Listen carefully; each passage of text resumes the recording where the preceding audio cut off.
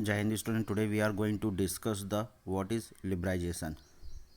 An economic policy which give relaxation to entrepreneurs to enable them to make their decision and give freedom to undertake economic activity at all level in terms as the policy of economic liberalizations. The thrust of the policy was the freedom for the entrepreneur to enter any industry, trade and business. The approval for any new venture, including any change in the existing venture, were almost automatic. The regime of control was removed and the economic operation had been liberalized on all the accounts.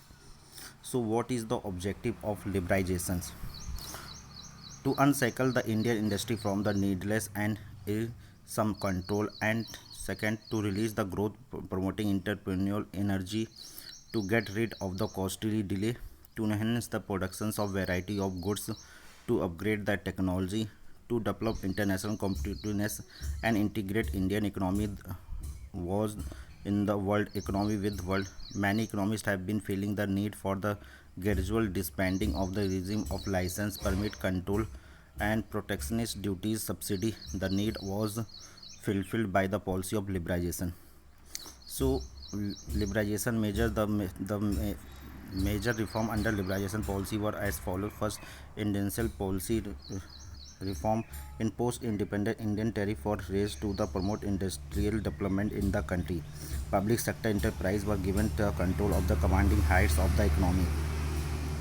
Also, private sector was controlled and through the license system with the functioning through IDRA, MRTP, FERA, and prior to 1991, the main regulatory mechanism in Indian industrial sector was as industrial license was required by the firm to start the expand its operation, also decide to the amount of production. Then the industry would operate with a complex system of control and regulate. India become a high cost of economy could not stand global competitions. Hence, the India had to give way to liberalization. Therefore, it presents its liberalizations. The government of India announced the new industrial policy in 1991. The main industrial reform were under reduction in industrial licensing, deregulations of the industrial for public sector, reform in small scale sector, expansion of production capacity. The second, financial sector reform, including reform for the financial institutions such as commercial bank, investment bank, stock exchange operations, and foreign exchange rate. We know that Indian financial sector controlled by the regulated by the RBI. The aim of financial sector reform was to change the role of RBI from regulate to facilitator of the financial sector. Next, trade and investment policy reform. The main aim of new trade policy was to create a free environment for trade, to improve the efficiency, to increase the foreign investment and technology into the economy, and strengthen India's position in the world market.